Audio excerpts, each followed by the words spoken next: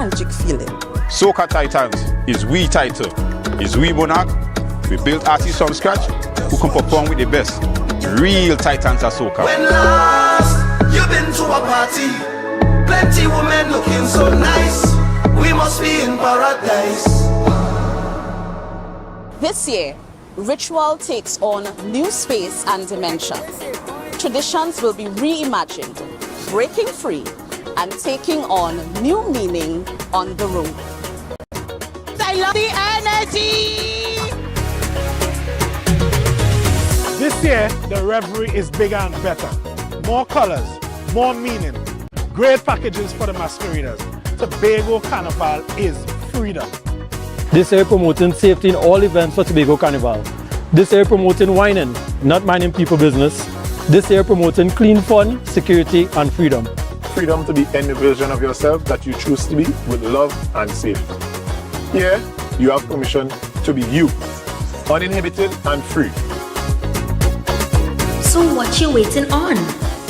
This year, this October 2024, experience the ritual, revel in paradise, release yourself.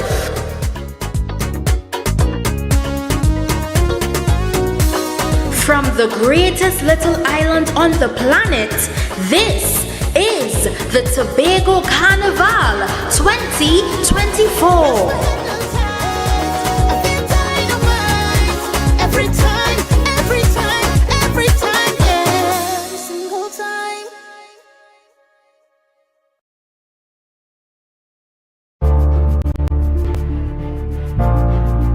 You're viewing Tobago Updates Television, your exclusive gateway to Tobago, broadcasting the beauty of this island paradise to the world.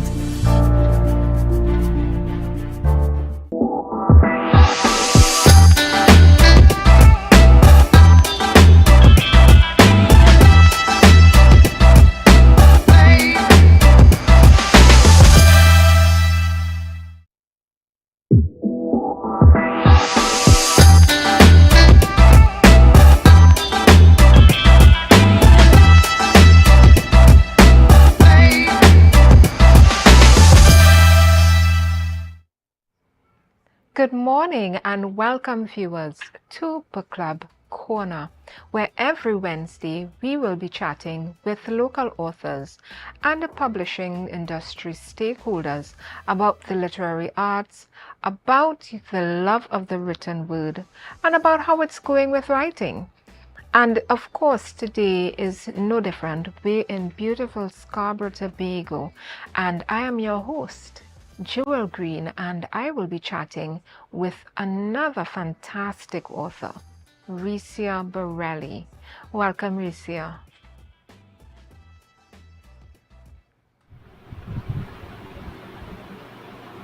Hi, Joel. Thanks so much. Hi. Good morning, and how are you doing? I'm good, thanks. And you? Very good. How is the weather where you are? Oh, we've been thunderstorming since last night. So, Ooh. So yeah. after this, you're going to get in those sheets and just cover up. Perhaps, yes, I think that might be definitely best with a good book, of course. Yes. Oh my gosh. Hopefully your own.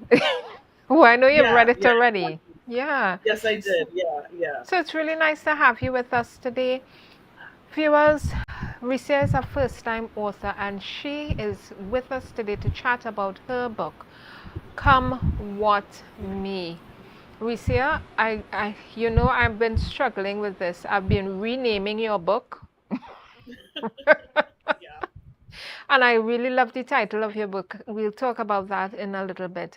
But we do it in Book Club Corner. We usually have a little libation. We have a little sip, a little chat, and I am in studio while Ricia is with us virtually. And in studio, I am drinking cassava wine. Wow. Y'all, it's Cheers. good. Yes. Cheers to you, Ricia. What's in your cup, Cheers to Ricia? you. Technically, what's in my cup stays in my cup, but I will tell you it's some squash on the rocks. I love it. Listen, Scotch is a good option too. So we're having Yeah. cassava wine and we're having some Scotch. And we won't mention the brand of Scotch until they sponsor us, right? Exactly. That's totally makes sense. Yeah, and we usually sip, savor, and let me tell you, I've had this cassava wine before. It's a good one. So I'm just going to get straight in to the Wow. sipping, the sniffing, the sipping, and the savoring. I'll join you. Yeah, this one is a good one. Let me tell you, Ricia, every time we are in Book Club Corner, we make sure and we support local. We don't just support local authors, we support local entrepreneurs, we support local industry, and we support our local winemakers. So next time you come home, Ricia, we're going to be giving you a bottle of Joe Field wine, whether you want cassava, whether you want sweet potato. He also has sorrel. He had, listen, he had, yeah, he had, I tasted a jalapeno from him at times, a hot pepper one. It was real good, girl. Yeah, and they do the eggnog. Well, eggnog for where you are, right? But we call it panchakram, as you know. And he does that Right. at Christmas time. Christmas coming, so make sure and write down your little orders, right? Put them in Right. early. Yeah. That sounds good. Yeah. Ladies and gentlemen, we're going on a quick break, but when we come back, we'll be chatting with Ricia a little bit more about her book, Come What Me. It has a very peculiar name, and she's going to be telling us about that and more. Don't go far. You get yourself some wine, get yourself a little libation, something to drink where you are, and come right back with us. We'll be back in a few minutes. It's a different type of thing down there. And we party till we drop down there. With a lot of pretty girls down there. Down in Tobago.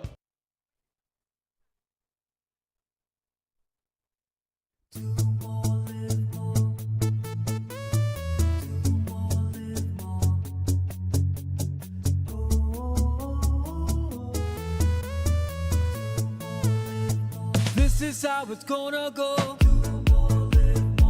They better look up and look, 'cause this is your show. And everybody's gonna know. Say it to them once again. They better look up and look. This is your show. And everybody's gonna know. That's how it's gonna go. They better look up below, 'cause this is your show. Pam Star Promotions and Charns Bookstores are happy to bring the 2024 New Wave Maths Championships to Lowlands Mall, 8th to 10th August. Participants must be between ages 9 to 12 years. Lots of prizes to be won. To register, call 471-2604. For the best prices on school books, WhatsApp 471-2604 or 371-4824. 3 lucky students will win their book list for free. Go in, you have to stop it, you have to stop it. Welcome to my kitchen, guys. You have to stop it every month. That's it, that's the intro. Let's do it one more time, right?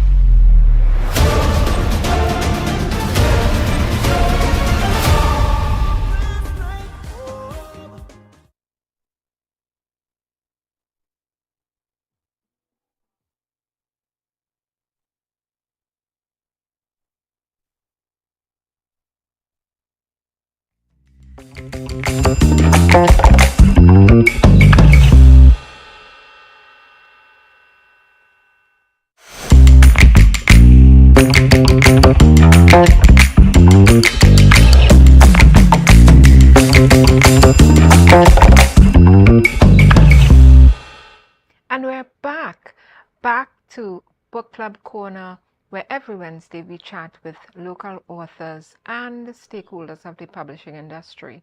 And this Wednesday we have Ricia Borelli with us, and this is ahead of Book Lovers Day. Book Lovers Day is August the 9th, and we're chatting with Ricia. Ricia, are you there?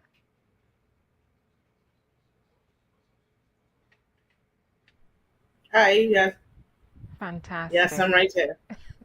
So let's get straight into it, Ricia. What's up with this name of your book? I could have only pronounced the first part.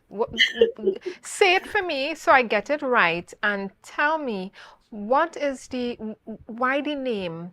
And when you all hear it, guys, you all will understand why I'm asking. It's Come What May, Joe Be Ho. Joe That's Be Ho. What is the meaning of it?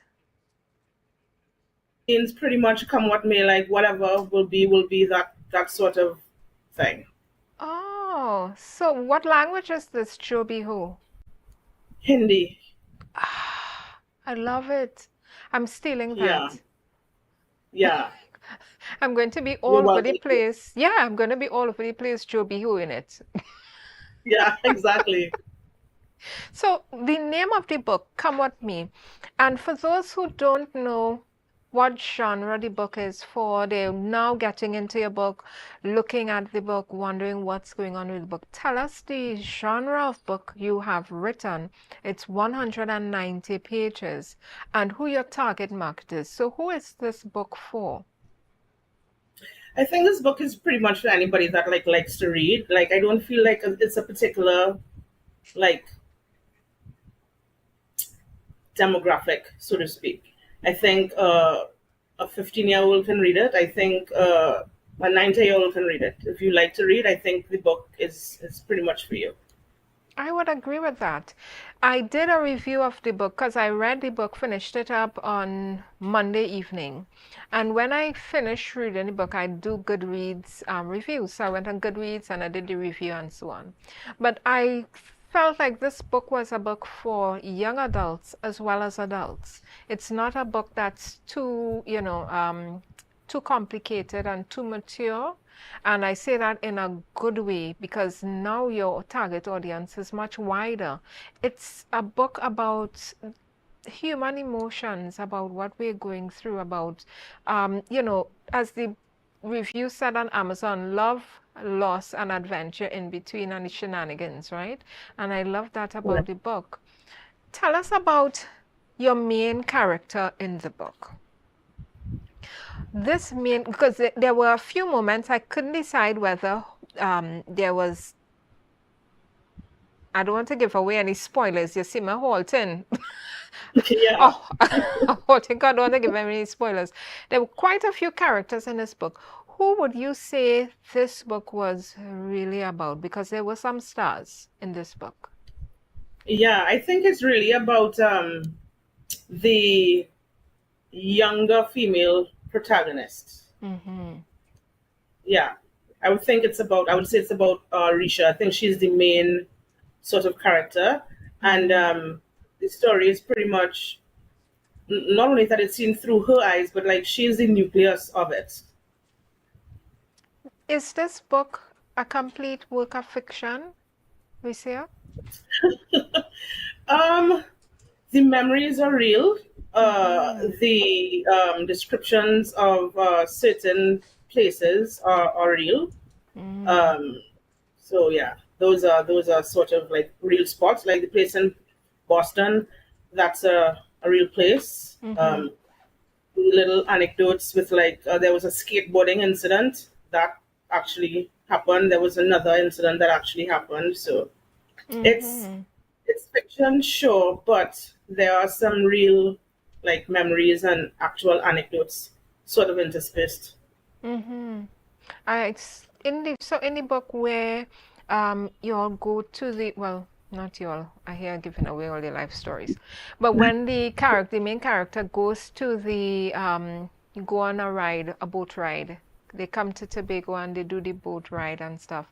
I said, this is a tourism This is a book that's selling Tobago. You know, that you will transform. The character was transformed. That's what they felt like after having this boat ride, seeing no man's land. They felt they were transformed after they went home. And that's what you want from a vacation. That's what you want from going to a new location, to traveling, and for a renewing of your spirit, a renewing of your mind, feeling like you're not returning the same person. You know, you're returning renewed, you know, with a new perspective. The characters that went to no man's land. Tell us a bit about that and why those characters went to no man's land. Why did you head the conversation and the book in that direction in terms of bringing it home? Is it that you wanted to showcase home, or there was some reason that those characters were rooted and routed to come to Tobago? Well, I wanted them to go on vacation, and I figured, well, what better spot than, you know, Trinidad and Tobago? I figured that'll be the best of both worlds. They'll get to have some really cool experiences, and also readers would get to learn about Tobago and see a different side if they hadn't, you know, been there or heard about it before. Mm-hmm. I think that was very instrumental, because for me, I always look at the marketing side of book writing, right? If you're going to be producing a book, we want to always make sure that you're putting a little piece in there where you can at some point say, well, you know, I can market my book through, and I can market it this way as well.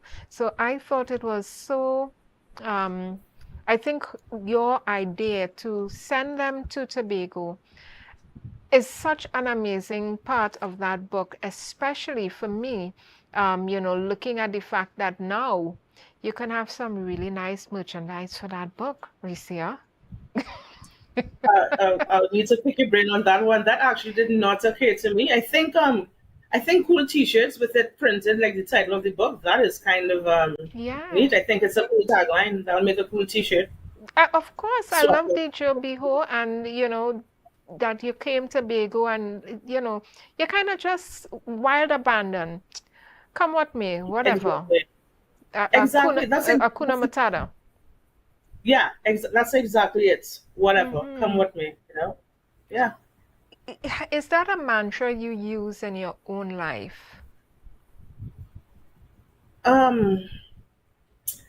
You know, I guess I kind of do. I never really thought of it like that, but yeah, you can't really you know, you can't predict what is going to happen. You don't know. You just kind of have to go with the flow. So you're going to deal with whatever come with me. So, you know, might as well. Mm-hmm.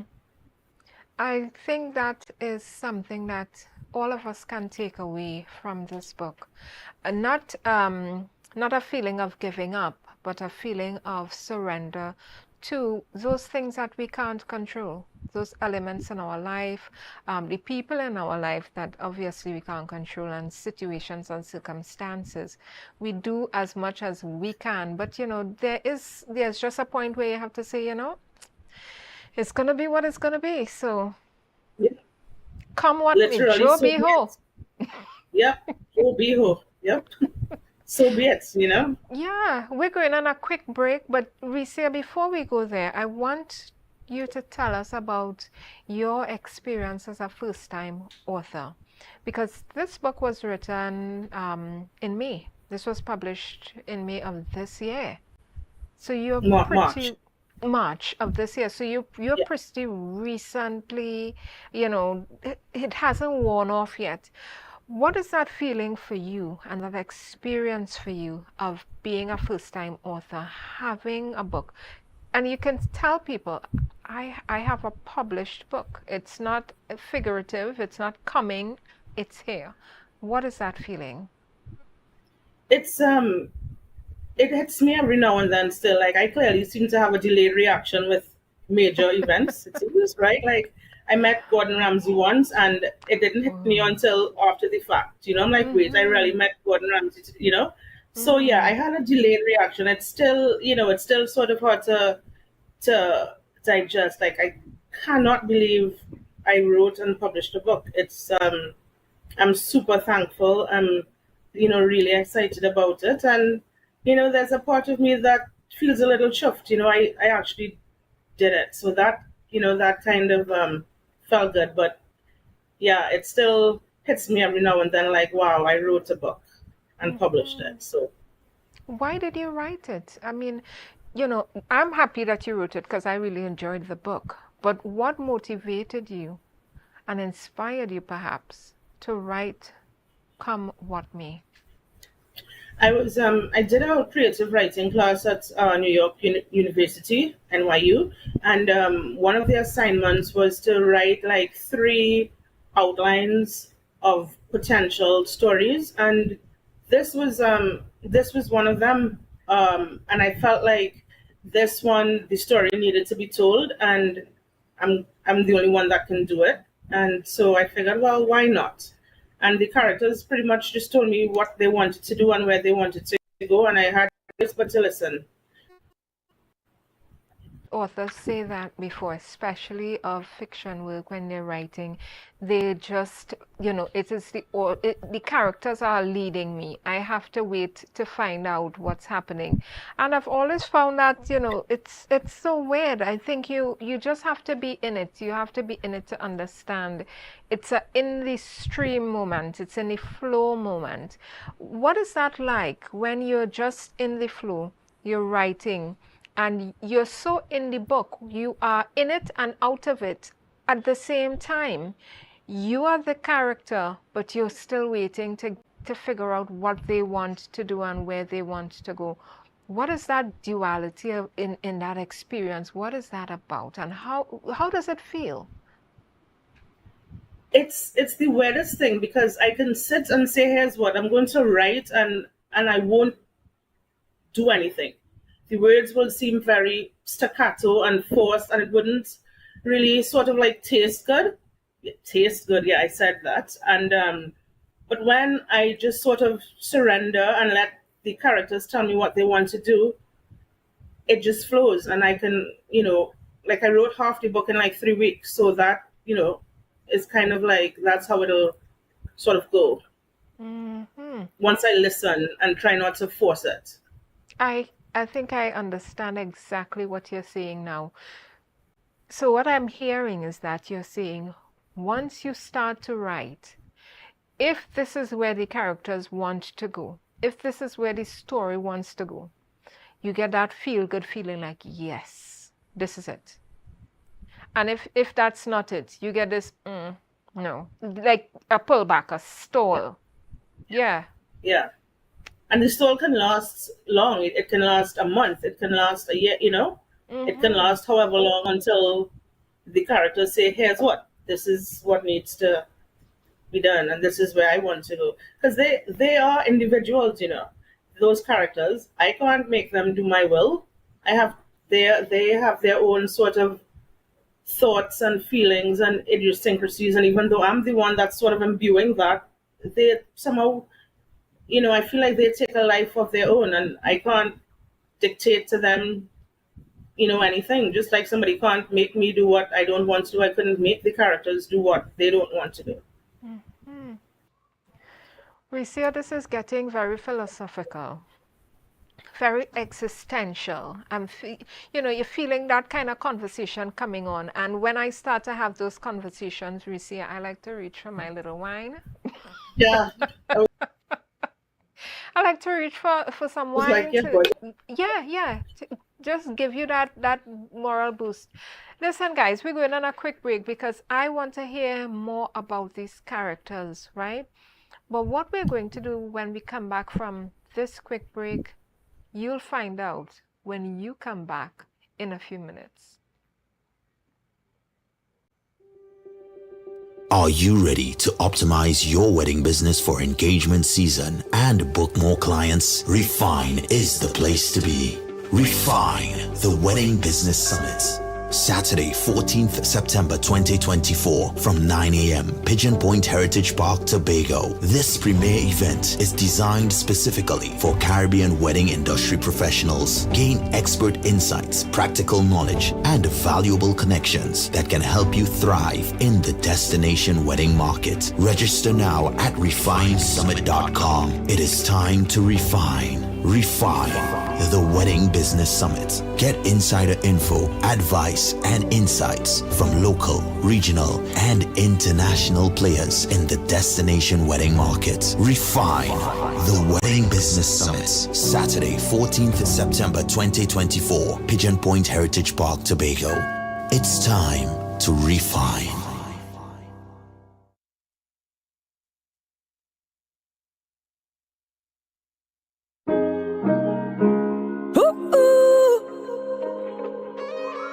Said I'm falling, falling, I'm falling. As I lay in my bed with my head to the ceiling. Say I'm drowning alone and I'm lost in my feelings. Somebody send me a sign, cause you know that I need it. Carnival, come back to me, cause you know you're my healing. I said this soca is my therapy, therapy, my therapy. It take away all of my anxiety, anxiety, my remedy. I tell you that we all need love. Jump up and show me love, wind up and show me love. Together say we I'm so relieved Javel gave me this money. Now I could enjoy the holidays with my family and not have to worry about monies for bags, books, and shoes. Javel? Who is Javel? She could give me some money too? Javel is the July-August vacation education loan at Bethel Credit Union. Up to $20,000 to help with all additional expenses during this July-August. Yes, you heard right. Call the Bethel Credit Union and ask for Javel. She'll hook you up with the money to take care of all your additional expenses this holiday season. Open to new members too. Get up to $20,000 and have a worry-free holiday with Javel. Call 639-8226 or 631-1336 or message us on Facebook for more information. Coconut's Cafe, the buffet restaurant that specializes in all your tasty local dishes for breakfast and for lunch. Breakfast includes coconut bake and sada roti served with chokers, bull joil, and sausages in tomato sauce. Not forgetting beef and cheese pies, shepherd's pie, macaroni pie, and rice in various styles. Meat served in a variety of flavors, garden salads, and pasta salads. All this accompanied by fruit juices, coconut water, your choice of a great combination to appease your taste buds. So call us today to order, as we are here to accommodate your busy schedules or if you are having a cooking day off.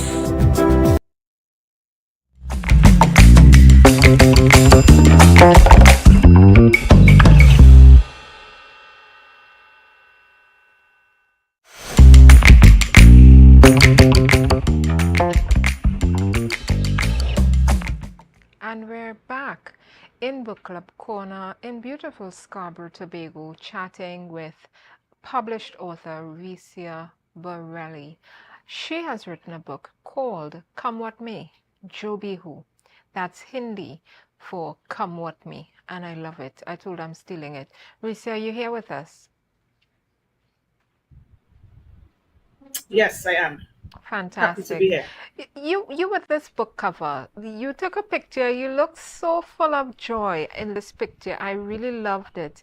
You're just here holding the book cover. I don't know if they're going to bring it up on screen. Of you holding the book. I love that photo of you holding. Yes. And this was yesterday when we were chatting. Yeah.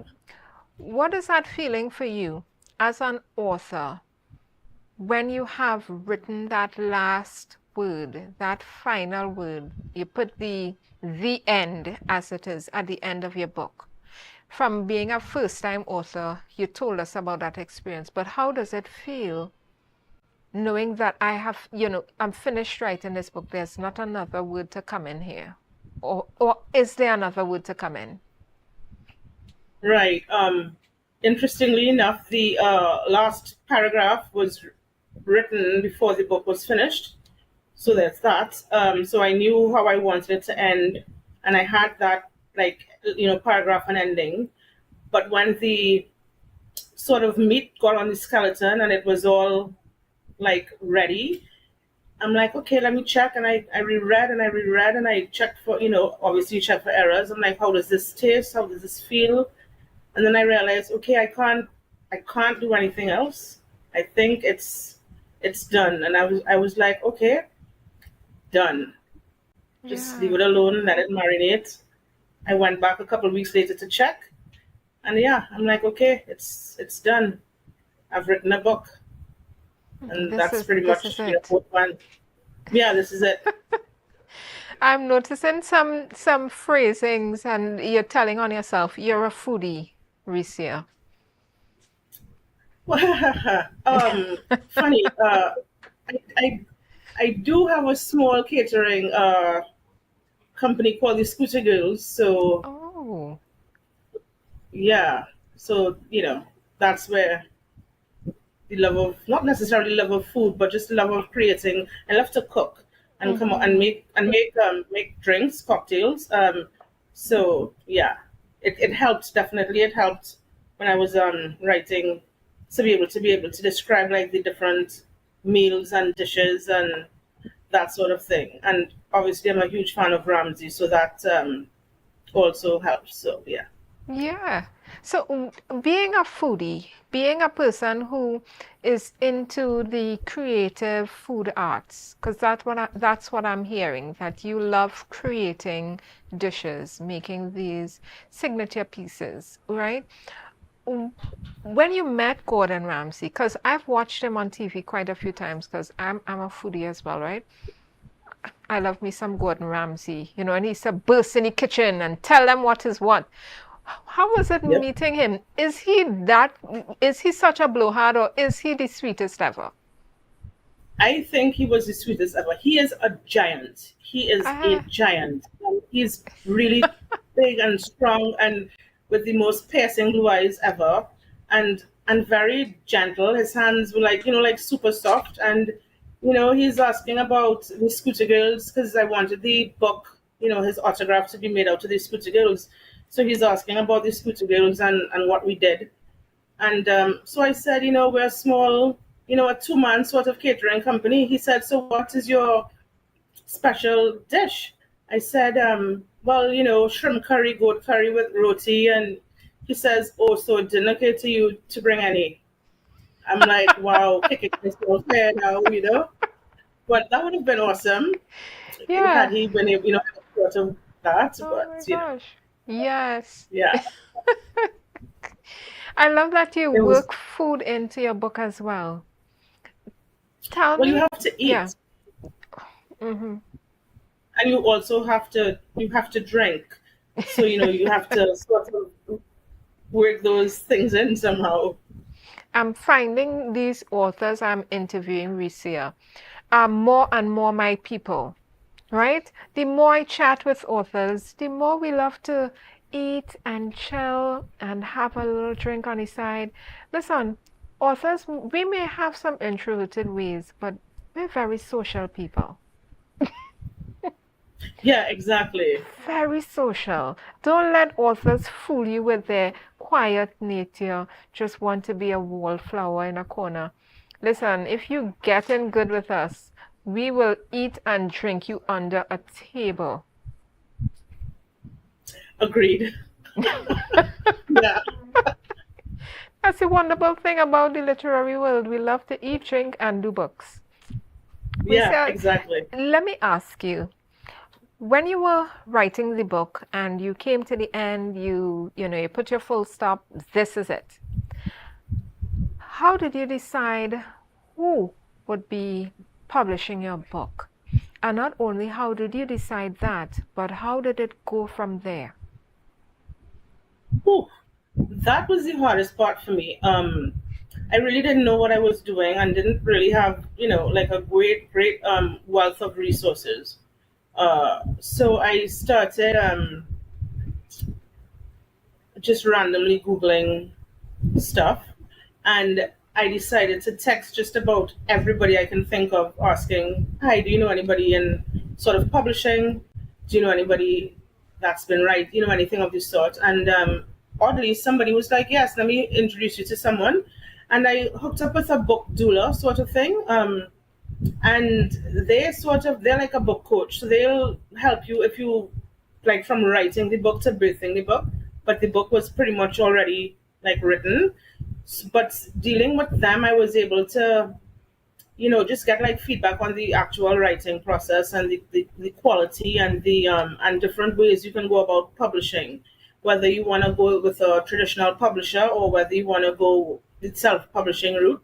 And for me, I figured the self-publishing route was the better way for me. I thought it would be cool to get an agent, but that, was a bit, I was not ready to sort of explore that.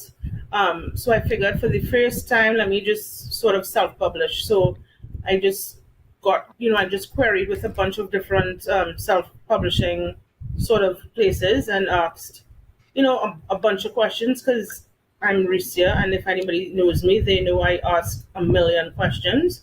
And I went with what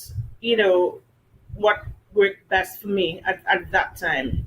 Maybe the next book might be have a different answer, but for this book, the publishers that I chose and the route that I went worked best for me at that time.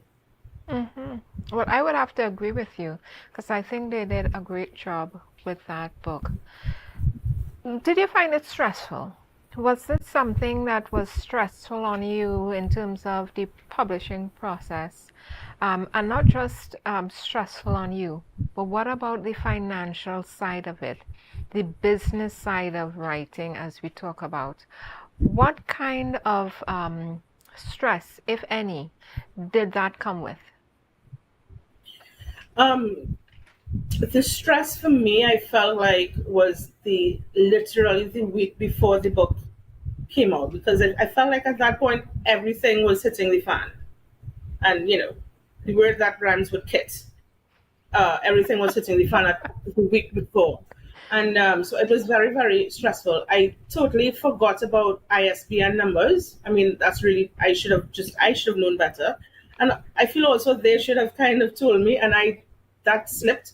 So the week before, they're like, "Oh, where are your ISBN numbers?" I'm like, "Oh, well, did you give it to me?" No, right? Like, I'm also a first-time person, so I don't quite know what I'm doing, right? So now they're telling me, "Oh, well, you need 3, and then you have to pay for this, and then you have to pay for copyright." And so I did not cater for that. I catered for the package that I signed up for. And then they're like, "Oh, yeah, ISBN numbers." So it's 3 different formats, so 3 different ISBN numbers, and then copyright.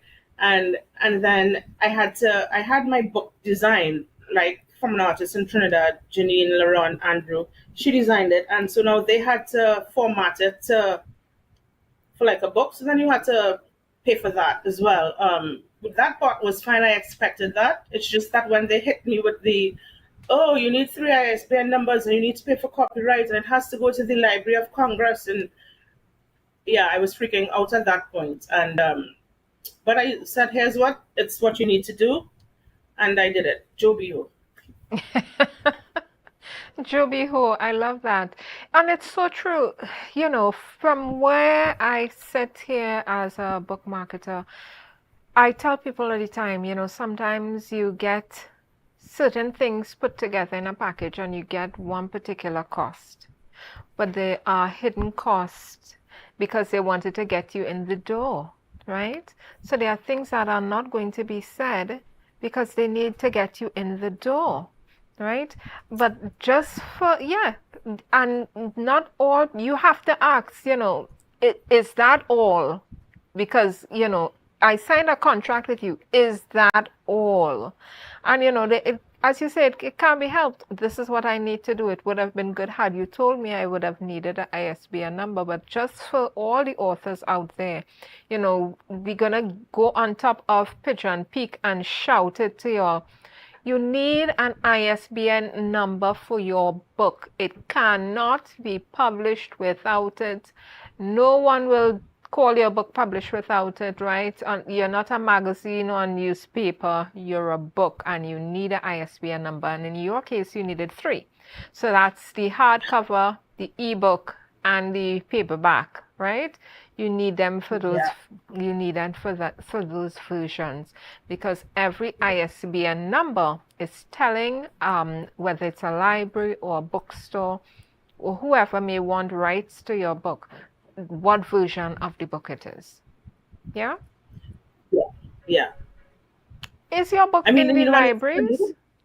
Tell me. It's actually in the library. It's at the library in Jersey City. It's at one of the libraries in Jersey I'm going to start looking into trying to get it to the library in Trinidad. I think that'll be cool. Very cool. Listen, as an author, I tell them all the time, libraries are perfect to get your book into. I always advocate for little offices as well, right? You know, a little doctor's office. Put a version of your book, or perhaps put a sample of your book there. Because if your book is voluminous, you know, you don't have to spend any money to put it in there, especially when it may be free. So put a sample of your book. But office spaces are great for books. I have gone to many an office and sat down there wondering where my life is headed. I've been here for the last 15 years. You read everything in the office, and there you have this book. You know, it's just be something that makes you feel really good about life, to look down and see a book that you could say, all right, well, I'm going to get into this while I wait. Gracia? Yeah. So tell me about, how did you get your ISBN number? Did you have to apply for it yourself, or did you, as a self-published author using a publisher, they had to go and do it? They did it for me. I was not about, again, being the first time, I did not want to try to do it myself. Look, I felt I needed guidance throughout. I was not willing to risk it because I just didn't know enough, even though like I researched and even though, you know, but they did it. They got it. I think within a day, like I must have, you know, paid maybe like on a Friday or something evening, and by Monday they're like, okay, this is the final draft of the book, the ISBN numbers, okay, approved, and that was that. So yeah. Fantastic. You know, it always just wows me when I hear about the experience of first-time authors and what you went through and all of that. But listen, without any further ado, Ricia, you're going to be reading to us. As everybody and a grandmother who watches Book Club Corner, if you're new to Book Club Corner, let me just tell you, they're just 2 favorite highlights for me. The wine and the reading. Right? Wow, yeah. Yeah. That works. Ricia, you're going to get into this book for us. I am ready. I'm comfy. Cool. Take it away. Okay. Do you want me to tell you where it's at, or do I just jump in? Oh yeah, no. Tell us everything. Okay, so this is just after graduation, so it's very much sort of laying the groundwork for the story. Suddenly, the old rickety wooden garage grudgingly opened, protesting all the way as if Rip Van Winkle himself was roused from 100-year slumber, to reveal a hulking behemoth mass. What in tarnation is going on, I pondered, for I could not make any sense of what was in front of me. Slowly, bit by bit, my eyes adjusted to the darkness, and I instantly looked at Rishi, whose mouth was entirely agape. Someone flicked the light switch, and the thing that had taken up residence in our garage was revealed to us. Ma Ba procured a vehicle for us. It was a metallic midnight black Toyota Highlander, rocking the biggest red ribbon I have ever seen. Kya baat hai, Babaji? What's going on? I asked, still rather confounded, as I could not comprehend why this vehicle would be in our garage. Our folks just looked at each other and had just to laugh at my naivety.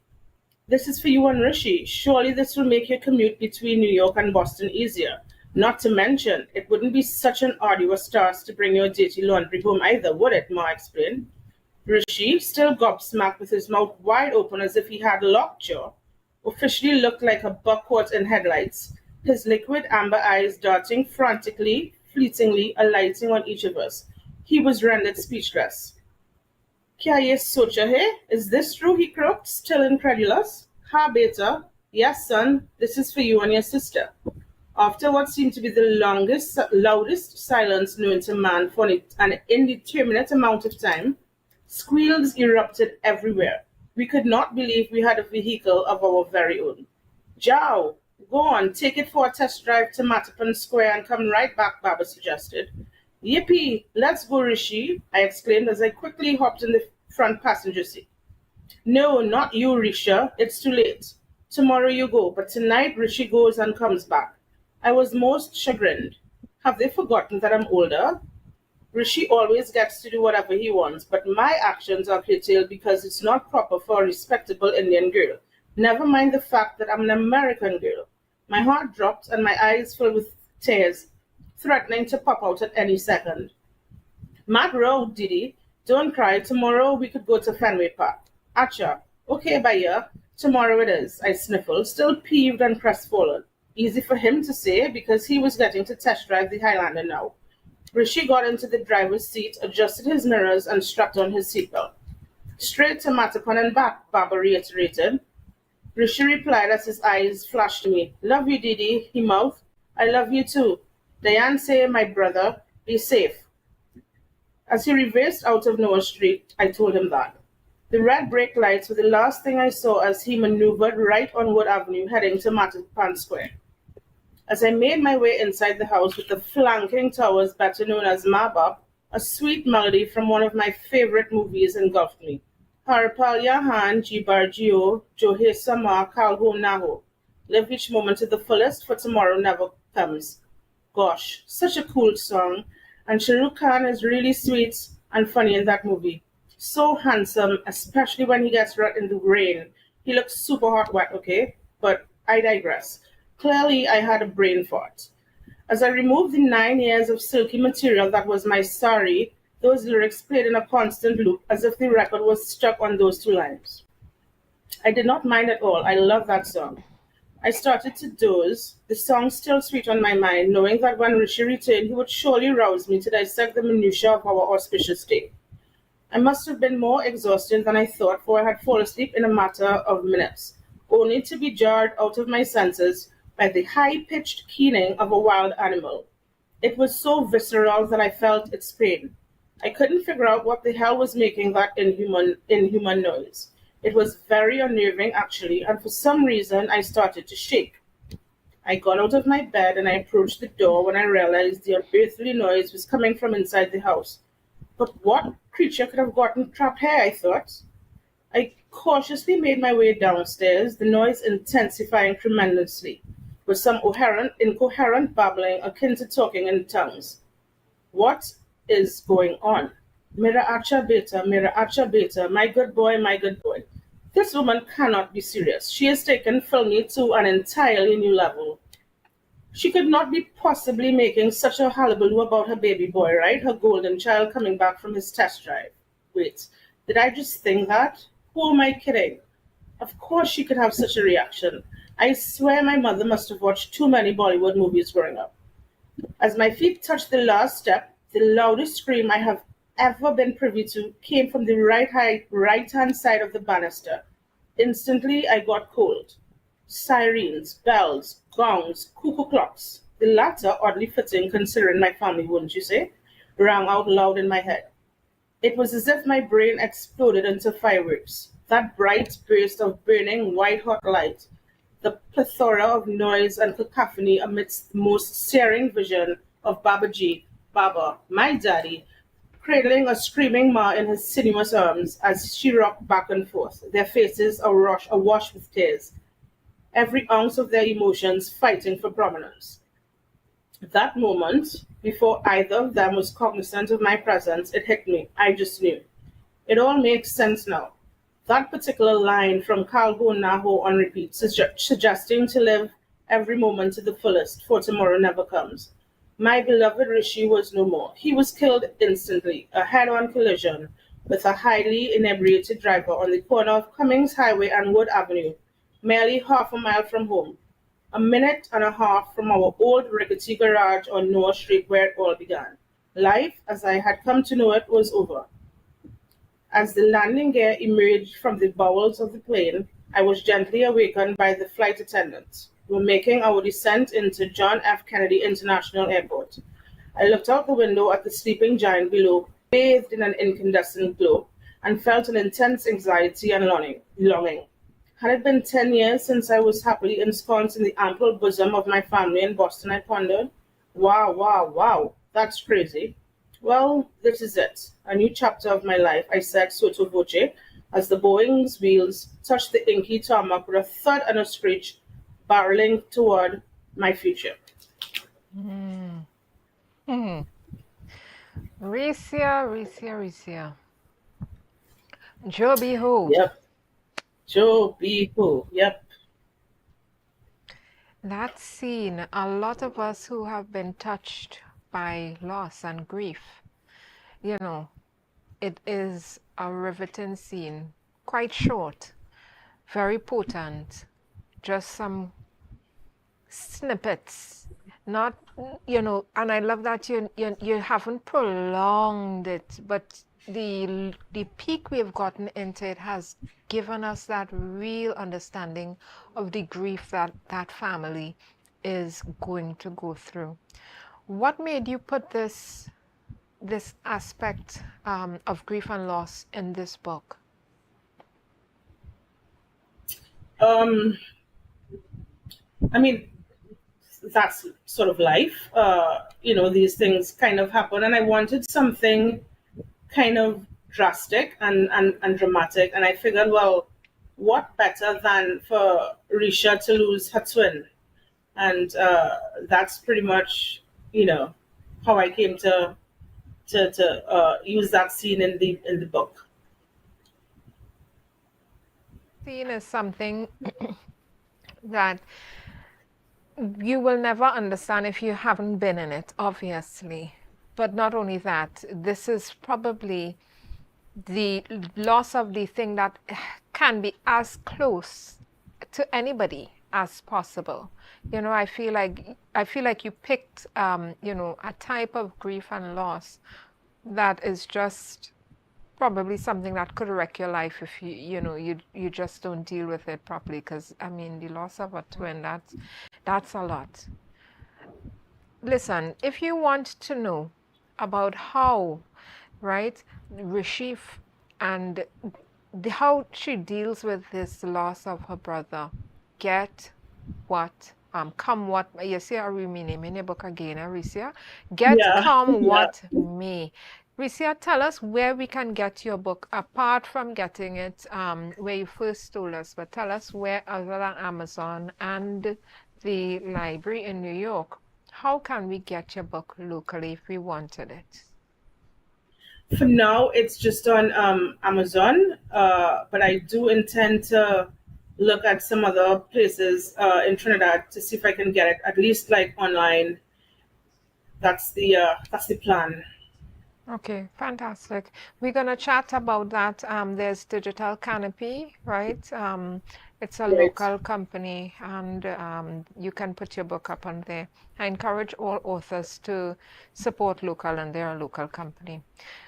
Ladies and gentlemen, we're going on a quick break, and when we come back, we're heading to the Green Room. That's where we share insights with authors and publishers right here on Book Club Corner. So don't go anywhere. I know some of you all out there thinking of, someone close to you that you have lost. For me, it would be my mom. Her birthday was the 4th of August. But you're thinking of somebody you lost, and you may be feeling low if you are feeling depressed and you're feeling that you may need support, please know that there are some numbers you can call. We will share them on our Facebook and WhatsApp. You'll be able to get it, Facebook and Instagram, sorry. But if you need support, you can check those numbers out, because grief and loss is nothing, it's nothing to play with, right? It can take you down a very dark road. However, we're going to be coming back very shortly and heading into the green room. So don't go anywhere with us. Stay with us. Wipe your little tears in the corner of your eyes. I know how it is. And stay with us. We're here chatting with Ricia Borelli. And as you deal with anything you may be dealing with, get something to snack on, get some refreshment, and come right back for the green room. Pamstar Promotions and Charns Bookstores are happy to bring the 2024 New Wave Maths Championships to Lowlands Mall, 8th to 10th August. Participants must be between ages 9 to 12 years. Lots of prizes to be won. To register, call 471-2604. For the best prices on school books, WhatsApp 471-2604 or 371-4824. 3 lucky students will win their book list for free.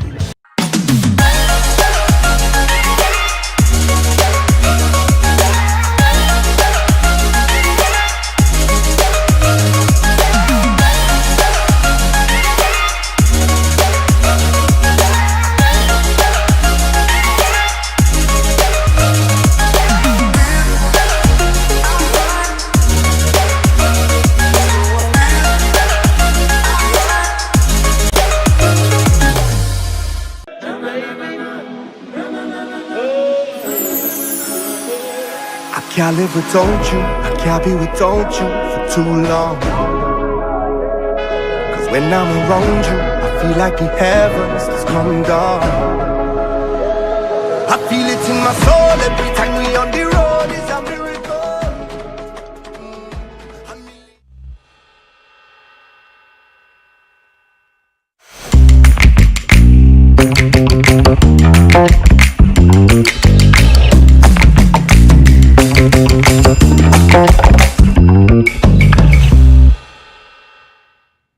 As we said before we went on break, if you're experiencing any emotions that are too big for you to handle on your own and you need some support, you can call 131, just putting it out there for persons who may need the number quicker than I can put them up on our social media. So that's 131, a free helpline. We're heading to the green room, ladies and gentlemen, and this is where we'll be sharing some insights. And today we're going to be chatting about an imprint. What is an imprint in the publishing industry? Well, it's a printer's or publisher's name, address, and other details in a book or other publication. So when you open a book and you see who has published that book, they put their name and their information, vital information in there so you can find them. That's called an imprint. And you may hear this word and you may wonder, wait, it have imprint, it have publisher? What are we really talking about? Come back next week. We're going to be explaining to you about the Big Five publishers and what exactly is that? What is the Big Five, or who are the Big Five? We're going to be talking about that in the green room. But an imprint, again, is that information that you would find in a book that tells you who the publisher is, their address, how you can find them, and any other information you need. That's called an imprint. Ricia, I have to ask, who is your imprint? I'm going to look at the book. Yeah. I put you on the spot, girl. You did actually put me on the you put me on the spot. This is slightly embarrassing. Not at all. Book Writer Corner. 433 okay. Walnut, Connecticut, Walnut Court, Pittsburgh, Pennsylvania. You see, so guys, that's what we're talking about. So Ricia was able to open her book and find the publisher's name and the information. And there's a reason why it's an imprint versus you just saying it's a publisher. But again, we'll talk about that next week. We're so happy that you could be here with us today. Those viewing in Trinidad and Tobago, across the Caribbean, as well as our author, Ricia Borelli. And we want to also thank our part sponsors for the Green Room. And we have two sponsors. That's Mansa's Bookstore in Calder Hall. And we want to thank our part sponsor, Mansa Enterprise. It's a bookstore in Calder Hall, a recent bookstore, and they support local authors. So if you have a local book and you would like to have it on the bookshelves for the public to be able to connect with it, please give Mansa a call. Or if you're looking for a local book, Mansa has that book for you. They also have, school is coming back in soon. We're going back to school. You need those books for your book list. You need to make sure the kids have all their textbooks and all their paraphernalia that goes with it. And Mansa is offering this $150 voucher. If you spend money at Mansa, you get this voucher. And for every $500, this is what you'll get. And they're giving this voucher away. So if you are watching the show and you would like to shop at Mansa's and get this voucher, all you have to do is when we post on our social media about the voucher, all you have to do is comment under our voucher photo and you will be our next winner of the $150 book voucher from Mansa. Our next part sponsor is LR Books. We want to thank them for sponsoring us, and this book collection of poems by Latoya, this is such a fantastic book, and I can say that because one, I've read it, and two, Latoya has been here on Book Club Corner with us, chatting with us in season 1, and you can find her conversation with us on our YouTube channel, Book Club Corner TT, where you'll find all the episodes. But we want to thank her for sponsoring Green Room, and her book is called The Collection of Poems. You can get her book at all major bookstores across Trinidad and Tobago.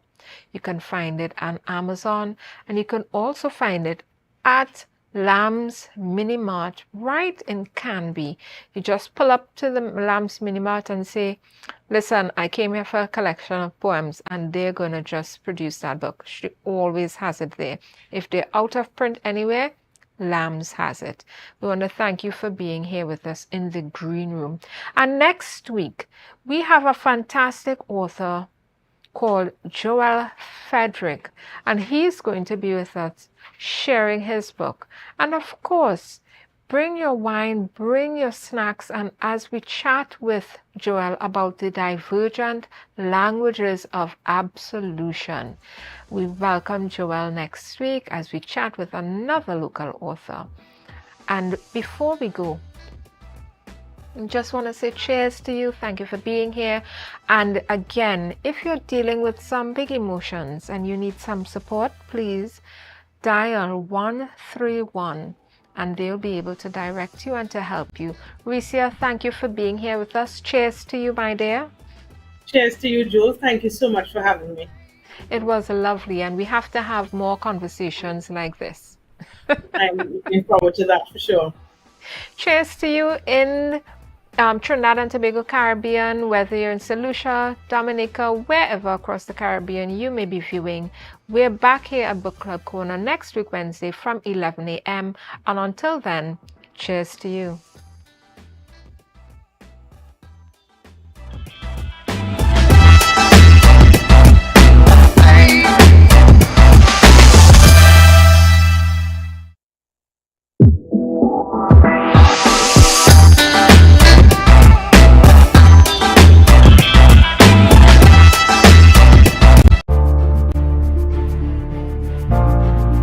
You're viewing Tobago Updates Television, your exclusive gateway to Tobago, broadcasting the beauty of this island paradise to the world.